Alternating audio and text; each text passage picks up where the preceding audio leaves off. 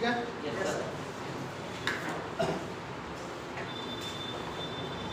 Now the position vector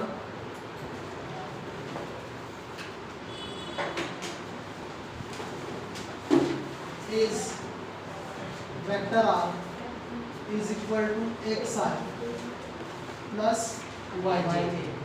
This is equation number 1. तो यहाँ पर आपने पॉइंट बी से परपेंडिकुलर ड्रॉ किए, angle M is equal to 90 degree हो गया। तो ये हो गया ओ से लेकर एम तक एक्स, एक परपेंडिकुलर आपने बी से वाई एक्सिस पर डाले हैं, रियल परपेंडिकुलर, यहाँ पर N is equal to 90 degree हो गया। तो ये ओ एन जो है वो वाई हो गया। अब ओ एन से पैरेलल है बी एन और इक्वल भी है, इसका मतलब ये एक्स तो ये भी एक्स होगा।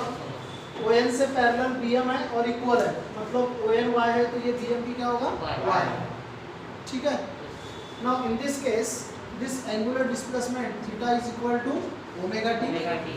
This position vector is given by vector r is equal to xi plus yj. Now we have two right angle triangle. वहाँ पर दो right angle triangle आपको दिख रहा है, एक है OMB और दूसरा है ONG।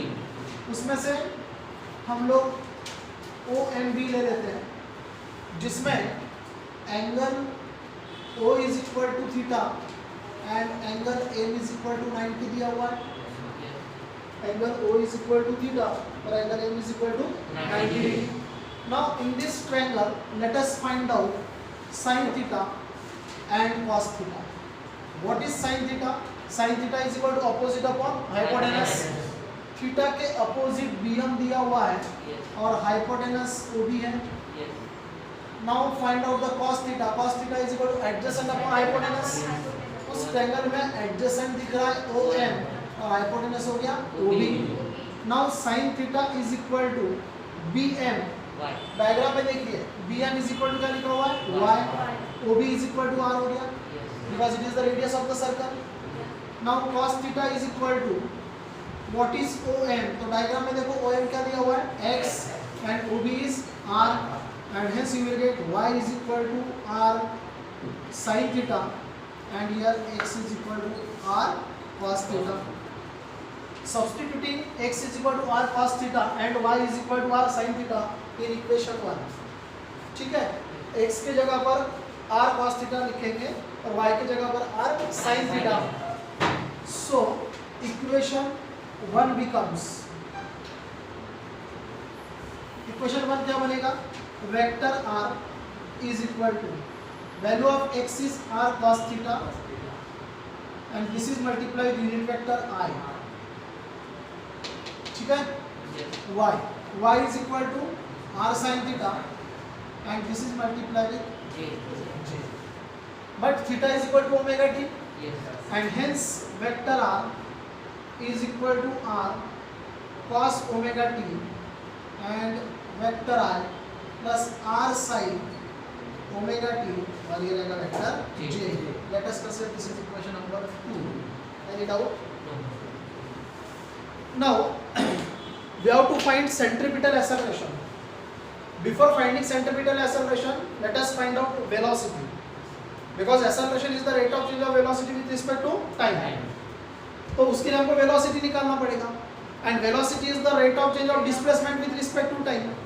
हम जो acceleration find out कर रहे हैं वो centripetal है, मतलब वो लीनियर एक्सेलरेशन हम लोग फाइंड आउट करने वाले हैं। और लीनियर एक्सेलरेशन अगर फाइंड आउट करना है तो rate of change of linear velocity लेना पड़ेगा, और लीनियर वेलोसिटी अगर फाइंड आउट करना है तो rate of change of linear displacement लेना पड़ेगा। लेकिन यहाँ पर लीनियर डिस्प्लेसमेंट कहीं पर भी हमने एक्सप्लेन नहीं किया है, ये कैलकुलस मेथड है, तो यहाँ पर हमने लीनियर डिस्प्लेसमेंट तो शो किया नहीं है, तो उसके लिए मैं यहाँ पर एक थोड़ा सा डिफरेंट फार्मूला यूज़ करूँगा, मतलब वेलोसिटी के डेफिनेशन को थोड़ा चेंज करूँगा। डेफिनेशन क्या बनेगा, देखो, instantaneous velocity, instantaneous velocity is the rate of change of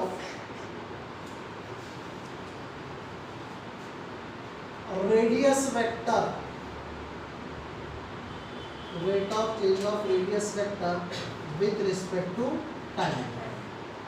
In instantaneous velocity, that means it is the linear velocity only. It is the linear velocity. Instantaneous मतलब जैसे से बॉडी का पोजीशन चेंज होगा, देखो ये सर्कल है, ये centre हो गया, समझ लो बॉडी का पोजीशन ए है, तो बॉडी इस जगह पर है। आपको एक एग्जांपल बताया था मैंने, a stone is tied at one end of the string and drilled in a horizontal circle. एक पत्थर लेना है, उस पत्थर को स्ट्रिंग के रस्सी के एक एंड पर बांधना है और दूसरे एंड को हाथ में पकड़ के उसको घुमाना है। घुमाते घुमाते समझ लो ये स्ट्रिंग है, घुमाते घुमाते समझ लो इस पोजीशन पर रस्सी कट गई, तो ये स्टोन इस डायरेक्शन में जाएगा कि नहीं जाएगा? ये इस डायरेक्शन में इसलिए जा रहा है क्योंकि उसका लीनियर वेलोसिटी उस डायरेक्शन में है, स्टोन का लीनियर वेलोसिटी उस डायरेक्शन में है। समझ लो वो सेंटर है तो वो रेडियस वेक्टर हो गया, मतलब इस रेडियस वेक्टर के पोजीशन के लिए वेलोसिटी का डायरेक्शन ये हुआ। अब आप समझ लो बॉडी का पोजीशन बी है सी, तो रेडियस वेक्टर ये हुआ, रेडियस वेक्टर का पोजीशन चेंज हुआ।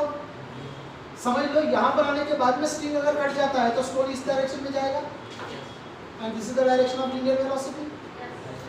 थोड़ी देर के बाद में समझ लो स्ट्रिंग का पोजीशन ये हो जाएगा, ये समझ लो पोजीशन सी है, रेडियस वेक्टर ओसी हो गया। समझ लो यहाँ से रस्सी अगर कट गई तो वेलोसिटी का डायरेक्शन ये रहेगा, स्टोन इधर जाएगा। और थोड़ी देर के बाद में समझ लो पोजीशन टी है, तो पोजीशन वेक्टर यहाँ पर ओडी हो गया। समझ लो इस पोजीशन पर अगर स्ट्रिंग कट जाता है तो वेलोसिटी का डायरेक्शन ये हो गया। जैसे जैसे रेडियस वेक्टर चेंज होते जा रहा है, मतलब उसका पोजीशन चेंज होते जा रहा है, वैसे वैसे लीनियर वेलोसिटी का डायरेक्शन चेंज हो रहा है। इसका मतलब यहाँ पर डायरेक्शन बताया मैंने क्योंकि वेक्टर लिया वेलोसिटी का, तो यहाँ पर क्या हो रहा है, टाइमिंग यहाँ पर 0 था। थोड़ी देर के बाद में देखोगे, थोड़ी देर के बाद मतलब थोड़े टाइम के बाद में तो बॉडी का पोजीशन ये मिलेगा, और थोड़े टाइम के बाद में यहाँ मिलेगा, और थोड़ी देर टाइम के बाद में यहाँ मिलेगा। टाइम बढ़ते जा रहा है ना, विद रिस्पेक्ट टू टाइम हो रहा है, और टाइम के अकॉर्डिंग वेलोसिटी का डायरेक्शन चेंज हो रहा है। सो इंस्टेंटेनियस, जैसे जैसे टाइम चेंज होते जा रहा है वेलोसिटी का डायरेक्शन चेंज होते जा रहा है, इसलिए इंस्टेंटेनियस। रेडियस वेक्टर के ऊपर कैसे डिपेंड कर रहा है, देखो जैसे जैसे टाइम चेंज होते जा रहा है रेडियस वेक्टर का पोजीशन चेंज होते जा रहा है, जैसे जैसे रेडियस वेक्टर का पोजीशन चेंज होते जा रहा है लीनियर वेलोसिटी का डायरेक्शन भी चेंज होते जा रहा है। ठीक है, इसका मतलब ये जो वेलोसिटी है, इस वेलोसिटी को हम लोग लिख सकते हैं, क्या लिख सकते हैं, rate of change of radius vector with respect to time. जैसे जैसे रेडियस वेक्टर का पोजीशन चेंज होगा with respect to time, time के अकॉर्डिंग, वैसे वैसे वेलोसिटी का डायरेक्शन भी चेंज हो रहा है। That means this instantaneous velocity depends on radius vector. So this formula becomes d/dt। Radius vector का लेना है तो क्या, मतलब जो फार्मूला आप लोग लिखते थे velocity is the rate of change of linear displacement with respect to time, उसको मैंने कंसेप्ट के अकॉर्डिंग चेंज कर दिया, और यहाँ पर वेलोसिटी जो है वो रेडियस वेक्टर के ऊपर डिपेंड कर रहा है। So rate of change of radius vector with respect to time is called as the instantaneous velocity. This instantaneous velocity is also called as linear velocity, इसी को हम लोग लीनियर वेलोसिटी कहते हैं। Now therefore vector v is equal to d dt, that means here you have to find the derivative, आपको derivative find out करना है। Vector r यहाँ पर दिया हुआ है, r cos omega t i plus r sin omega T zero.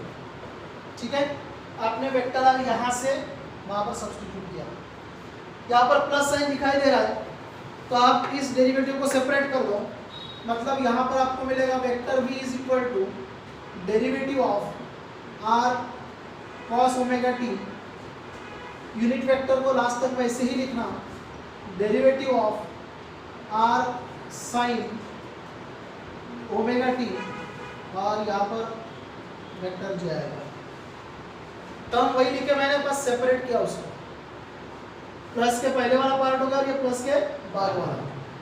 Now find out the derivative.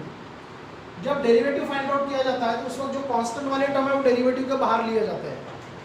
तो ये रेडियस तो कांस्टेंट है, सर्कल का रेडियस चेंज होने वाला नहीं है, तो इसको बाहर ले लो, ये बाहर आ गया। इसका मतलब आप डेरिवेटिव किसका निकालने वाले हो, cos ओमेगा टी का, ठीक है। और यूनिट वेक्टर जो है उसको लास्ट तक वैसे ही लिखते चलो।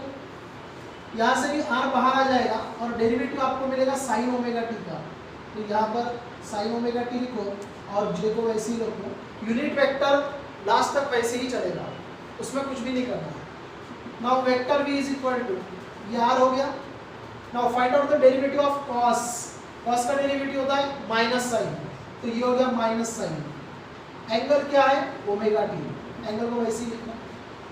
जब आप डेरिवेटिव लेते हो तो ट्रिग्नोमेट्रिक फंक्शन का डेरिवेटिव ले रहे हो आप लोग, तो आपने यहाँ पर डेरिवेटिव किसका लिया है, cos का।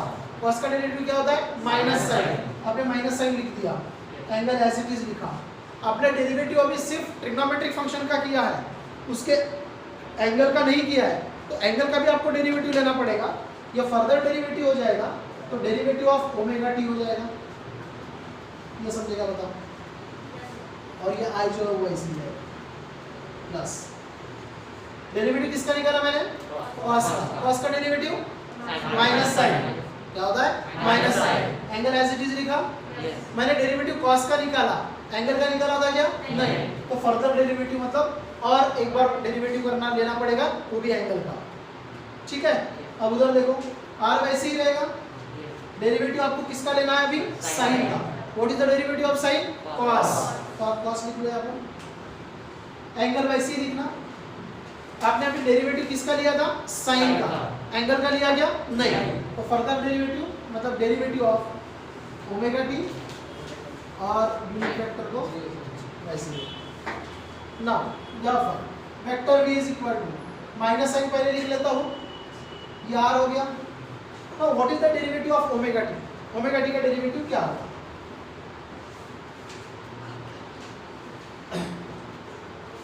dt of omega T.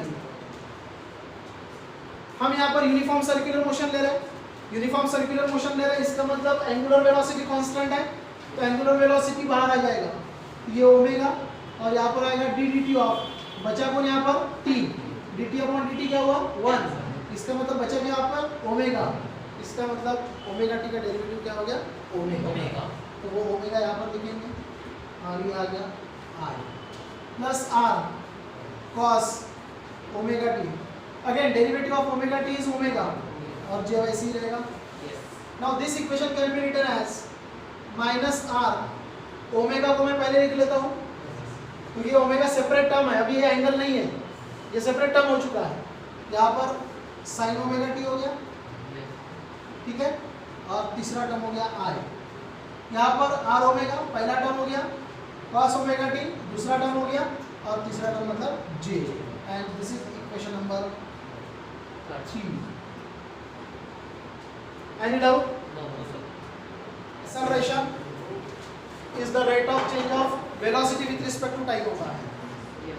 आपने अभी क्या निकाला है, वेलोसिटी, अब आपको क्या निकालना है, acceleration।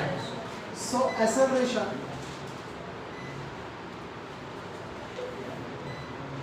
is the rate of change of velocity with respect to time।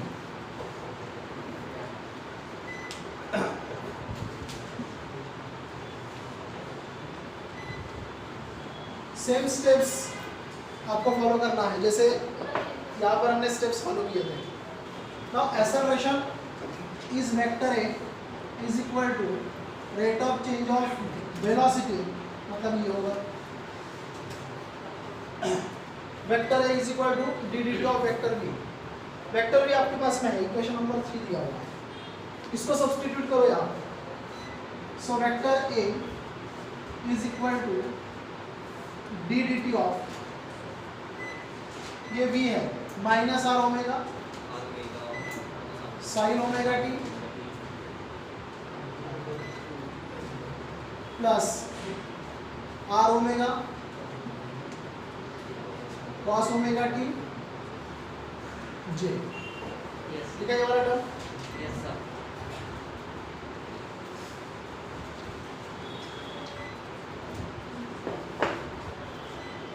इसको सेपरेट करो, vector A is equal to d d t of minus r omega sine omega t i plus d d t of r omega cos omega t, और ये क्या आ जाएगा जे।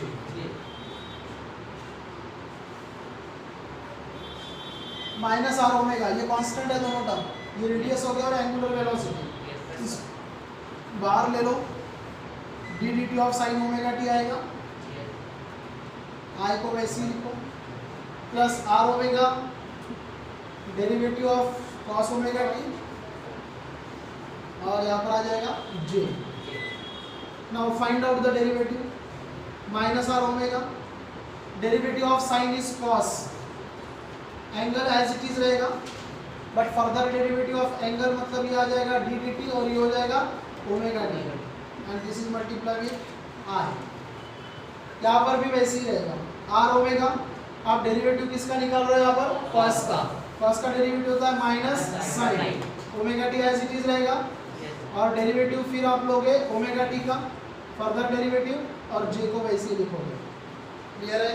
Yes sir. Now therefore vector A is equal to minus r omega, थोड़ी देर पहले हमने इसका derivative निकाला था और इसका डेरिवेटिव आया था ओमेगा, आया था, तो ये ओमेगा और ये वाला ओमेगा क्या हो जाएगा स्क्वायर, और यहाँ पर क्या बचेगा कॉस ओमेगा टी, और ये हो जाएगा आर। समझेगा स्टेप ये? Yes sir. नाउ ये माइनस है, माइनस और प्लस क्या हो जाएगा माइनस, आर ओमेगा वैसे ही होगा, derivative of omega t is omega, omega into omega, omega square, और यहाँ पर बचेगा साइन ओमेगा टी, और ये क्या होगा जे। ठीक है ना? Here you can take common minus omega square, r को भी कॉमन ले सकते हैं, लेकिन आर को कॉमन हम लोग नहीं ले रहे क्योंकि हमें इक्वेशन नंबर 2 से एक टर्म मिलने वाला है।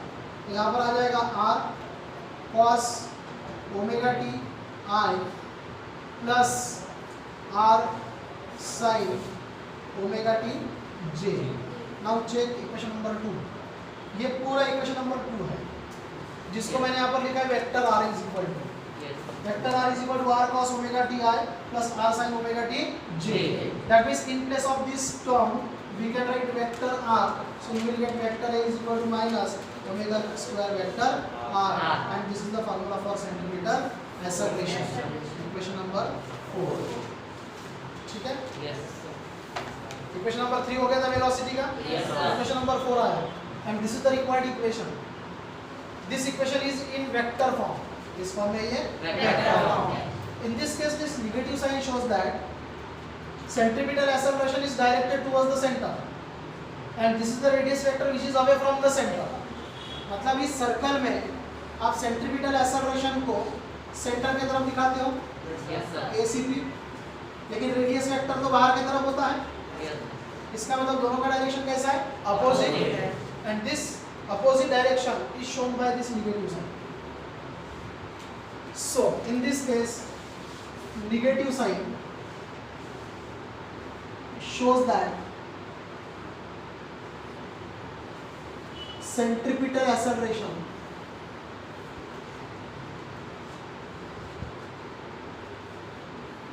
जिसको हमने यहाँ पर ACP से डिनोट किया, एंड रेडियस वेक्टर जिसको मैंने यहाँ पर R से डिनोट किया, आर इन अपोजिट डायरेक्शन।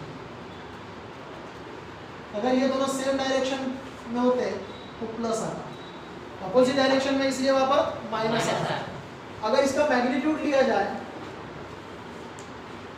अभी जो आपके पास फार्मूला है वो वेक्टर फॉर्म में है, मैग्नीट्यूड लोगे तो a लिखोगे, ओमेगा स्क्वायर लिखोगे और r लिखोगे, मतलब सीधा सीधा मैं r ओमेगा स्क्वायर लिख लेता हूँ ना, and this is equation number 5। ठीक है?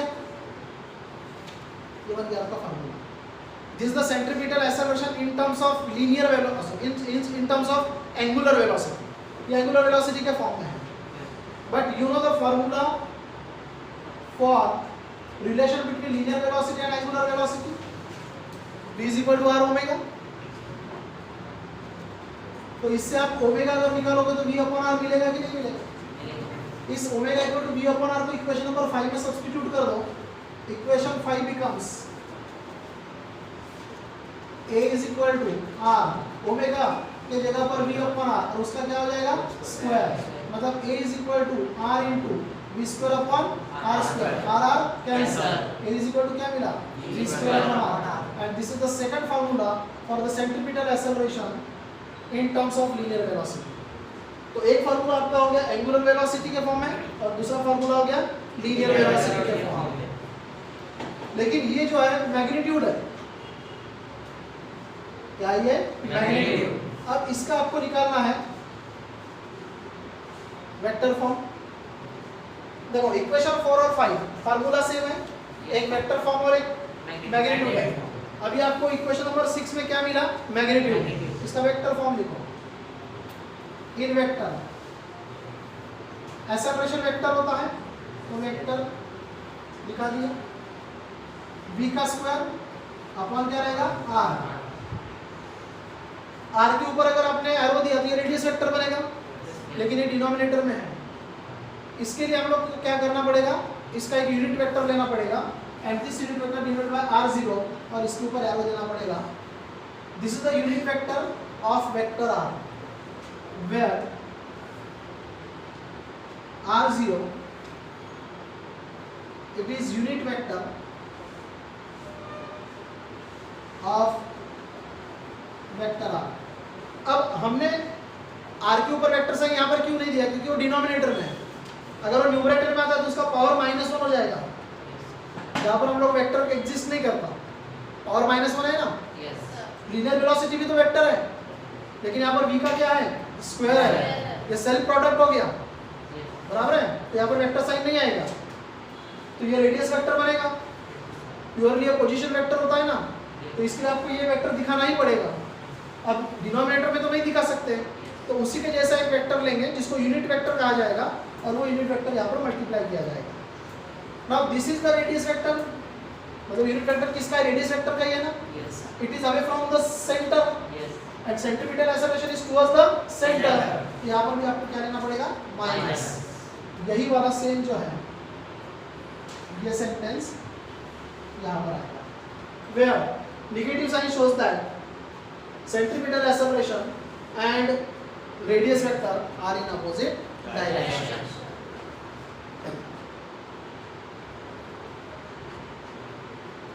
ये हो गया आपका equation number 7।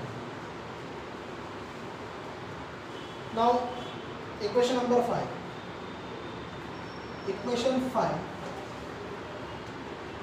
can be written as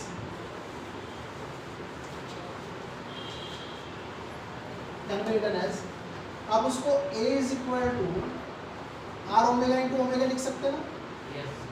omega का स्क्वायर है, ओमेगा 2 टाइम्स लिख सकते हैं, लेकिन r ओमेगा की जगह पर क्या लिख सकते हैं v। आपका फॉर्मूला बनेगा a is equal to v omega and this is the equation number 8 and this is the third formula for the centripetal acceleration. First formula is a equal to r omega square.